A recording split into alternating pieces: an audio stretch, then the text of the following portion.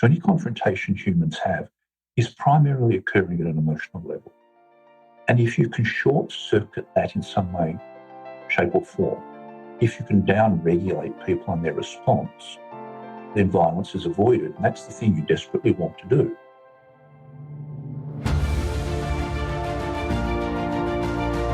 Hello and welcome to the Daily Helping with Dr. Richard Schuster. Food for the brain, knowledge from the experts, tools to win at life. I'm your host, Dr. Richard.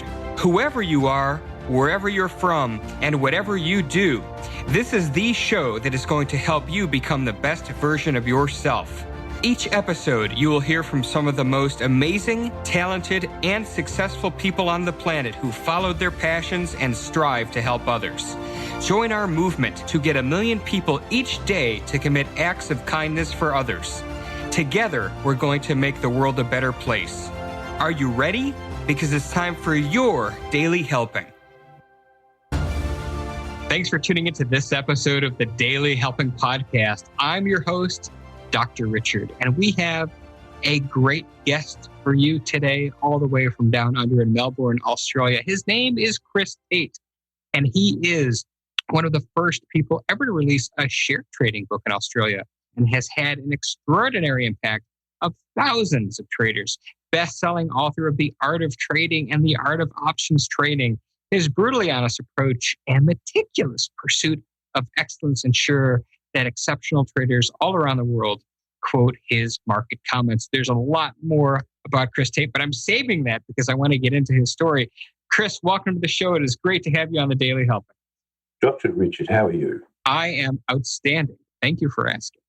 Excellent. I know it's basically 5 a.m. there in the morning where you are, so thank you for starting your day with us, and I just can't wait to jump in. We've been chatting a little bit before off air, and I'm excited to share your story and knowledge with everybody listening to us right now. So why don't we just jump right in, because you've got such an interesting background, and you're obviously in trading, yet do previous work as an immunologist and a bouncer, and you're doing this. So take us through the story. Well, how in the world did we get here? It seems sort of wonderfully exotic when you put it that way. It's not as circuitous as people think. I, like everybody else, had jobs as a student. All students have jobs. And as I mentioned before, when we were chatting, when you're 6'4" and 230 pound, you tend to take up space. And as such, it seemed to be, I won't say natural fit, but being a bouncer was just simply one of those things I fell into.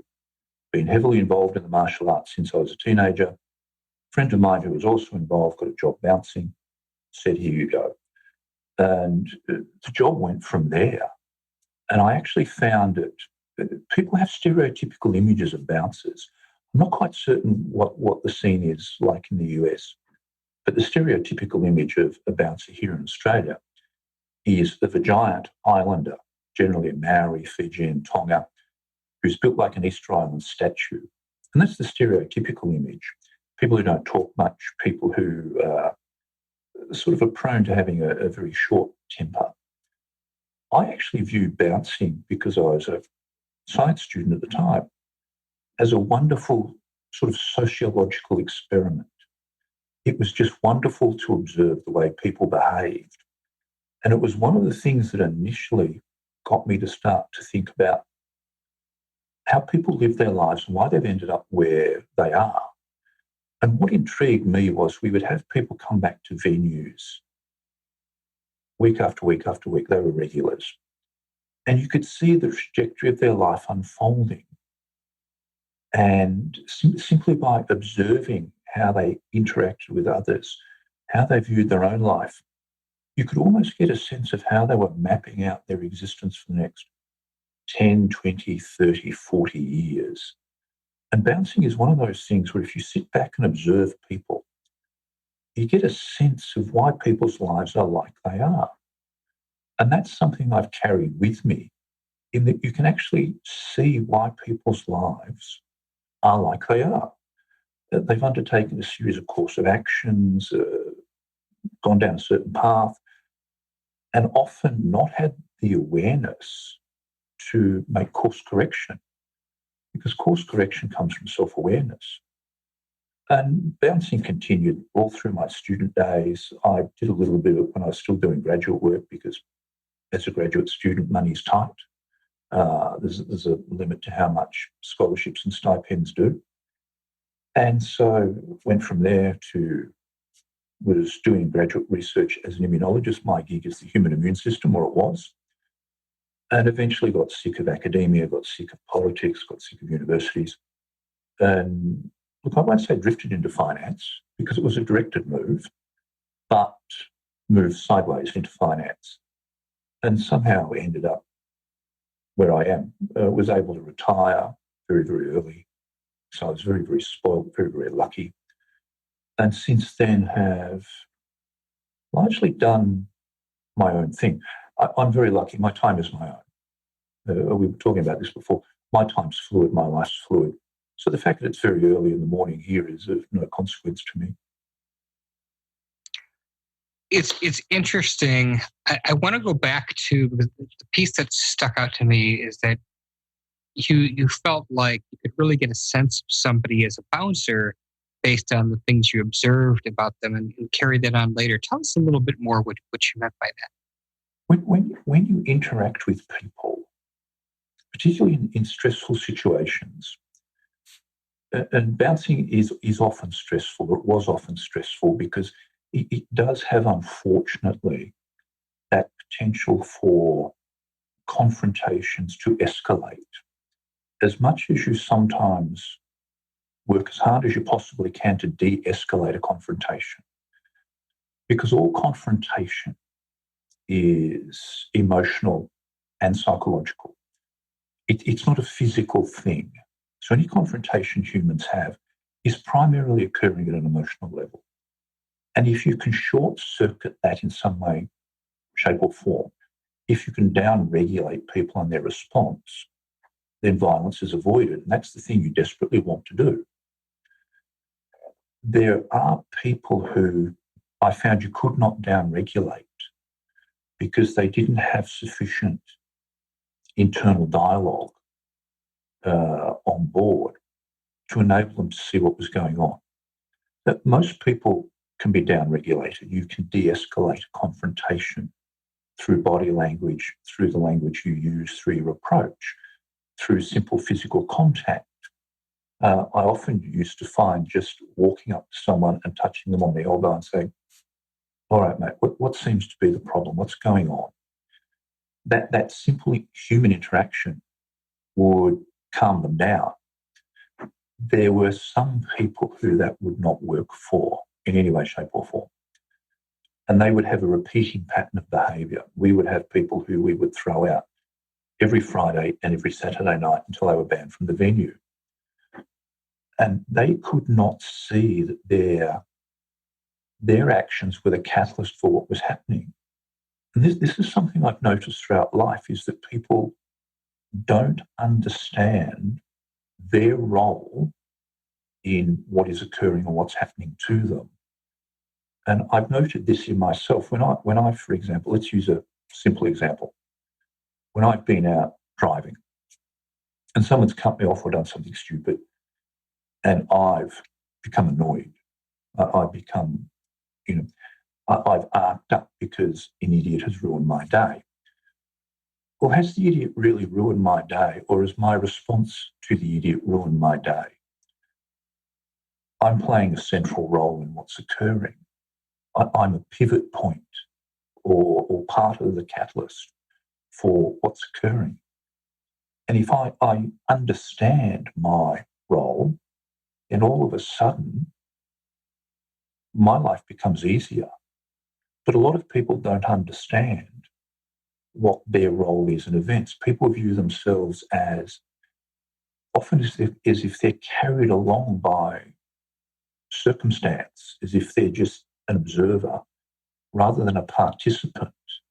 And I think people forget sort of their participation in their own lives. That they're just carried along as if they're in a boat that's heading downstream and there's nothing they can do about it. And it is that inability of people to sort of realize that I've always found fascinating and in part a little bit perplexing. Everybody wants to be the hero of their own narrative, but people often won't write their own narrative. They'll let it be written for them. I'm curious, have you found any interesting overlap between your observations of people in bouncing and the work that you help people with now in trading? Oh, absolutely.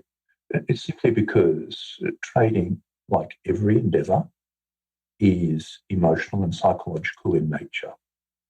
Relationships are emotional and psychological in nature.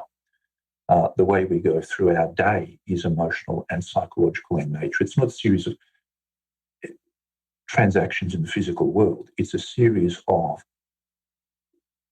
moments of psychological contact with other people.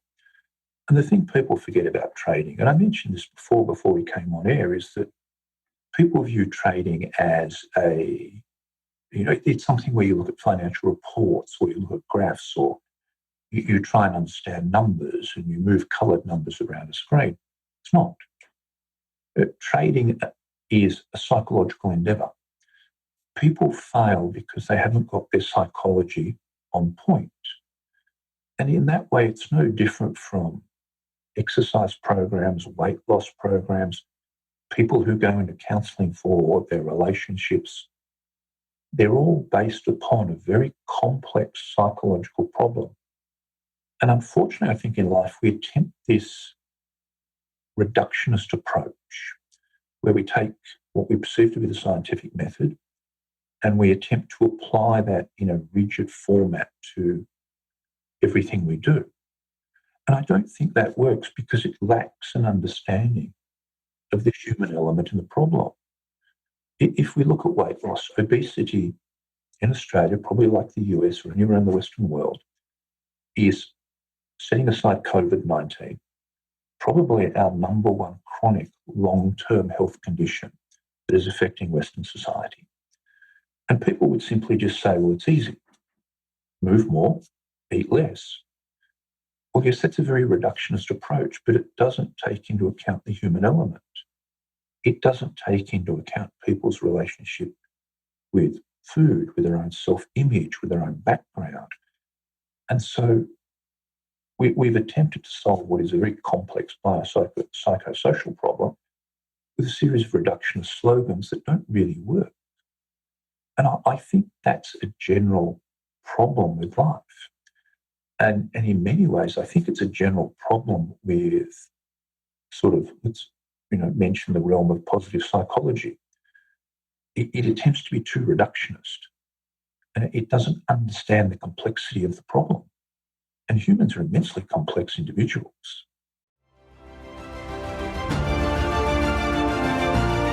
Hey guys, Dr. Richard here.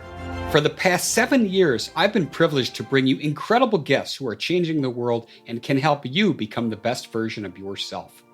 I'm really excited to share with you a new quiz that I created based on my clinical training that will curate for you a custom list of my top episodes and actionable strategies to help you wherever you are on your journey. All you need to do is go to drrichardschuster.com to take it, and it's 100% free. You'll be taking the next step on the journey to unlocking the power of you, and I can't wait to see where you'll go.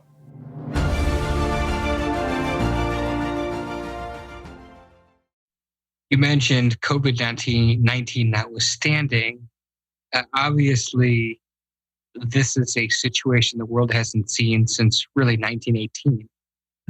And the markets are much more complex and diverse than they were then. Back then, there wasn't E-Trade or whatever I don't know what the equivalents are in Australia, but the average consumer could not invest in the stock market or had credit cards in 1918. So now the economics are completely different.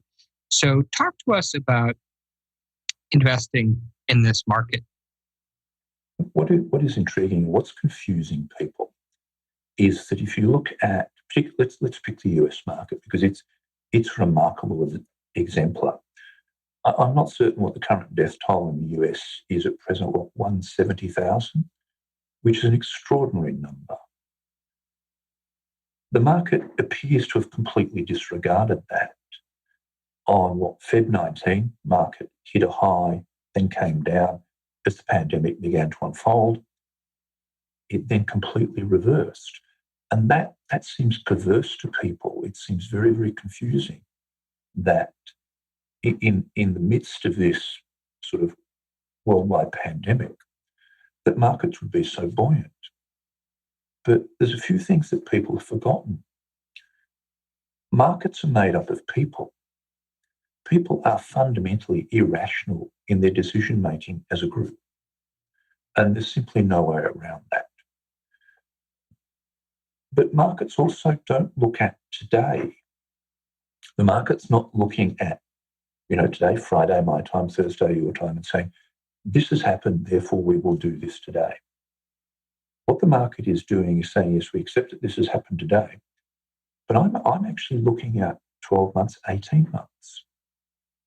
I'm not particularly interested in today. Markets are forward-looking, they forward pace.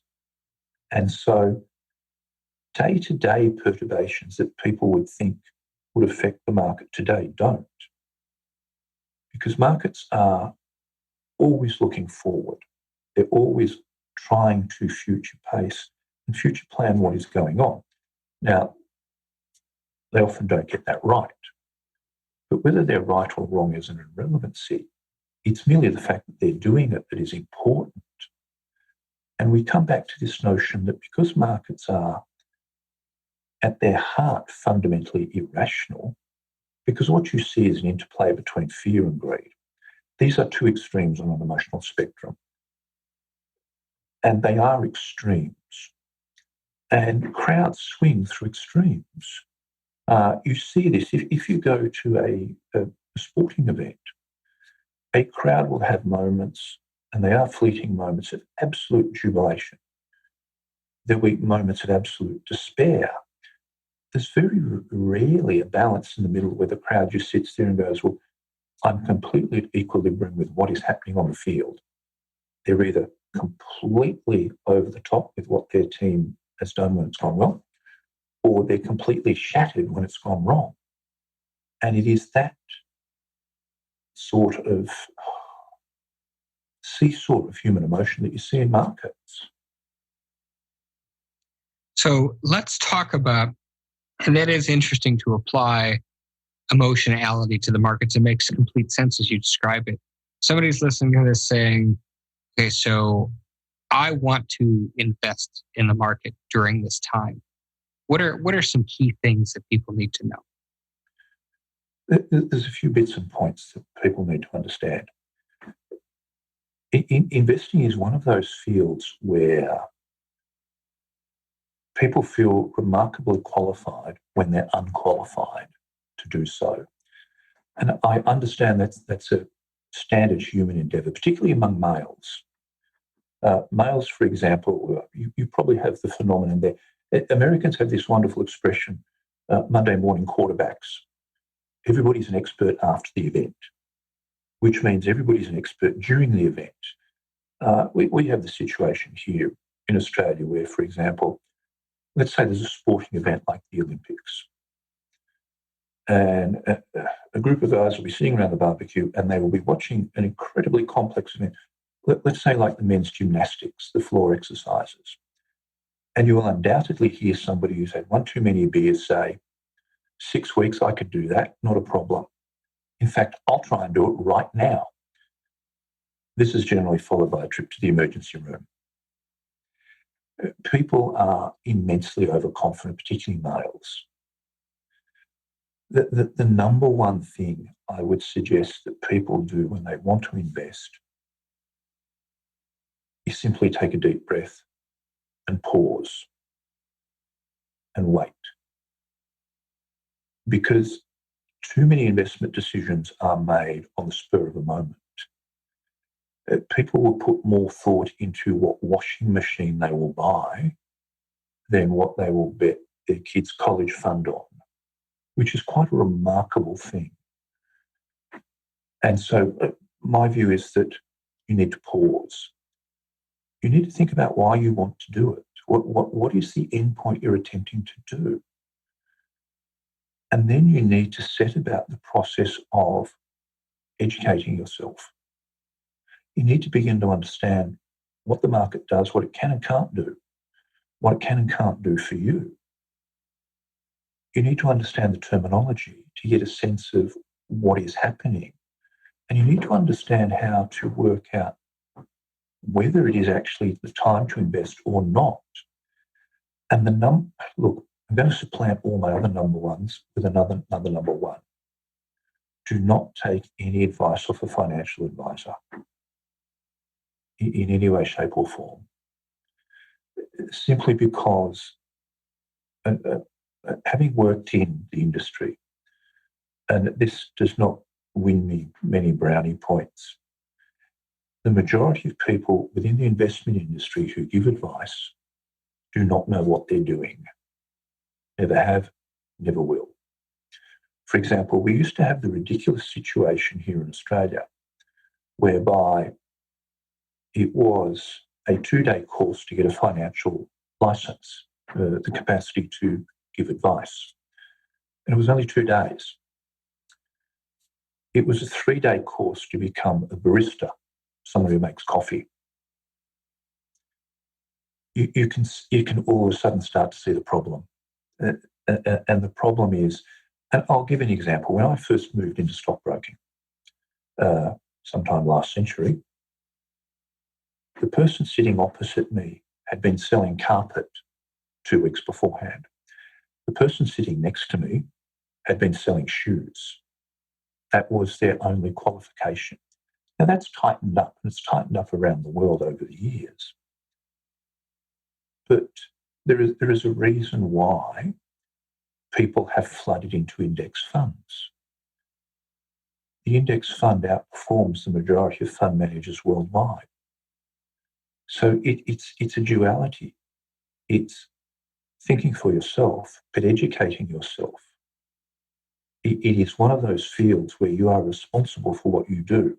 But like everything else, we like to abrogate responsibility to someone else because that gives us someone else to blame. We don't want to be blaming ourselves for our own failures.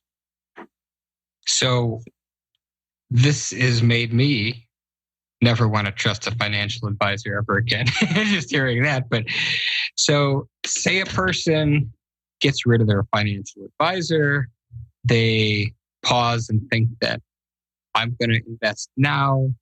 They've started doing some research on particular companies. What are, just give me a few, because and I know you've got a wealth of knowledge, but what are a few things at that point to do to trade successfully in the pandemic market? Yeah, successful trading revolves around. When I was invited to write my first book, publisher said, "Can you write a book on trading and markets?" And I said, "Yeah, not a problem. It won't be very long." And they said, "Why is that?" And I said, "Well, I only know 3 things. When the market is going up, you buy it. When the market's going down, you sell it. And you do not bet the farm." And they said, "We don't think that's going to fill 250 pages. You might have to pad a little bit." I can do that. I was at university. That's easy. And that's the essential message. But the essential message is you just don't bet the farm. You don't make any singular decision which, if it goes wrong, will cause you financial grief. One of the great problems people have is they'll do silly things like they'll bet everything on Apple or they'll bet everything on Bitcoin because they view the market as a lottery. And unfortunately, the industry is awash with stories of people who've gone, "Well, I bought Apple at $3 30 years ago and I've just held it ever since and I'm a multimillionaire." And that unfortunately convinces people that what they should do is take everything they own and buy Apple because that will happen to them in 30 years. We've had the situation here in Australia and undoubtedly around the world where people have done nonsense things such as sell their home and bought Bitcoin. And of course, they bought Bitcoin at the peak. Now they have no house and no Bitcoin. And it is that desire to get rich tomorrow that is problematic. Because what people think trading is well, I watched the 1980s version of Wall Street on a Sunday, so I know all about it. I'll start trading on Monday. Wednesday, I'll buy the Porsche. Friday, maybe Saturday, I'll go and buy an island somewhere and retire. That's not how it works. And it's never worked that way.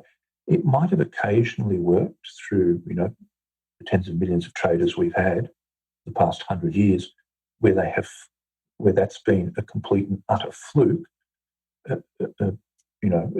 Somebody has to win the lottery, but it doesn't mean it's going to be you. So it's get an understanding of which way the market is actually going, and do not bet the farm. And whilst they sound very, very simple, we come back to the notion that trading is an emotional endeavour. You've actually got to learn to control yourself. You've actually got to learn to understand why you're doing things. And I would recommend that traders spend more time with people like you than with people like me. Because what I can convey to people is really quite simple. Trading is a simple thing, but understanding who you are and why you do things is very, very complex. But it's not only complex, it's actually a lifelong thing. The voyage of self-discovery is something that continues until the time when the lights go out. And which is why sort of the impact of people like you is much more important than the impact of people like me. It's very interesting what you're sharing. And it's remarkably fascinating to hear you talk about the market in these psychological constructs, many of which there are taught to people who are therapists and clinicians in graduate school. But they are the same principles. They are the same principles. You're speaking of one's locus of control, what you can control versus what you can't. Anxiety, no doubt, plays a large role in investing and impulsivity. We've heard a lot of those Bitcoin stories over here when that was really big. Everybody was taking out second mortgages on their home and investing in Bitcoin and lost everything. So it absolutely is fascinating to talk about money from a purely psychological standpoint. Impulse control, that phrase is such a powerful one. Impulse control is one of the cornerstones, I think, of being an effective human being. And it's impulse control in your relationships. So you step back and pause. You don't simply respond. In your financial decisions, so you don't do these silly things. So you don't all of a sudden go, well, ABC mining looks really, really good. I'll put everything on that. It is that capacity to control those, look, I'll call them inner demons, that really is the hallmark, I think, from all my years of watching people, it is the dividing line between people who are successful and people who are not. People who are successful they're not reflexive in their action. They are reactive, but their reaction has a pause in it. And the pause enables them, I'll use the expression again, down-regulate their response. So they down-regulate what would be the normal impulsive response. And you see this when people interact with their partners, people who have successful relationships. They both operate on a plane that doesn't have that reflexive nature to it. There's not that snappiness to it. There is, it's not relaxed. All human interaction is often difficult. We all have moments where you think, I'm going to strangle you. But that's a momentary thing and it disappears. We have a big campaign here at present about domestic violence, particularly during lockdown, because here in Melbourne at present, we're in our stage 2 lockdown, courtesy of COVID, and domestic violence is a problem. And you can imagine what an horrific problem it would be during lockdown. Domestic violence is a male problem, and it is a problem of impulsivity. It is that inability to down-regulate what you do and how you respond. And if we go back to my first career as a bouncer, violence as a bouncer was an impulsivity problem. People were unable to down-regulate their own emotions and say, okay, what part do I play in this? Am I going to make it worse or better? And unfortunately, there are people who bumble through life, making each situation they enter worse. Instead of making it better, they make situations more inflamed, more emotional. And that seems to be their mode of interaction. And they do that with everything. And you see this in trading. You see people who have, very high intellect. They're often high achievers, and they often have exceptionally good trading systems, but they defeat themselves. And they defeat themselves because they're impulsive. They can't control what they do. And so they're a little bit, I often use the analogy, they're a little bit like a cat with a laser pointer. Their attention flits from here to there, and everything is now, and everything is on blast. Nothing's done quietly, and which is why trading, the most underutilized thing in trading is trading psychology. But again, and you would undoubtedly find this in your practice, people are resistant to it, or in psychology in general, simply because they don't like having the mirror held up to them. Because the mirror doesn't lie. It tells the truth. And they don't like what they see. So people are immensely resistant to any form of self-analysis that might provoke self-awareness. We see it in trading. When people have blown themselves up, has to be the broker's fault, has to be the market's fault, something wrong with their computer. It's never what they do. And it's probably, you probably see the same in therapy. People are always good at pushing sort of what has occurred on the outside. Everything's an external problem. Nothing's ever an internal problem. Nothing's within me. Everything's done to me, or you have caused this. It's not, well, hell, what part did I play in this? What is my role? And I think it's only that when you say to yourself, you ask the question, what role did I play in this event, that you can actually start to grow in any way, shape, or form. So well said. I love that this has been an episode about trading, but we've talked just as much about emotions and human behaviors. And I think so. Thank you for that. I wish that we had more time, but we're running out. And as you know, I wrap up every episode by asking my guests a single question. And that is, what is your biggest helping, single most important piece of information you'd like somebody to walk away with after hearing our conversation today? I think it's always remember, we all want to be the hero of our own story. Everybody wants to be the hero of their own narrative. But very, very few people take the time and effort to work out what their narrative is and what sort of hero they want to be. If people actually take time to do that, then I think their narrative becomes clearer. It also becomes calmer. It also becomes more peaceful, and it also becomes much more fruitful for them. I love that. This has been such an awesome interview. For a former bouncer, you by the way have a very soothing voice. You may have a therapy role in your future as well. Chris, tell us where people can find you online. I'm easiest to find at tradinggame.com.au. I can be found on social media. I can be found on, if you use the handle Trading Game, I can be found on LinkedIn under my own name. All the usual suspects that everyone is now party to. Perfect.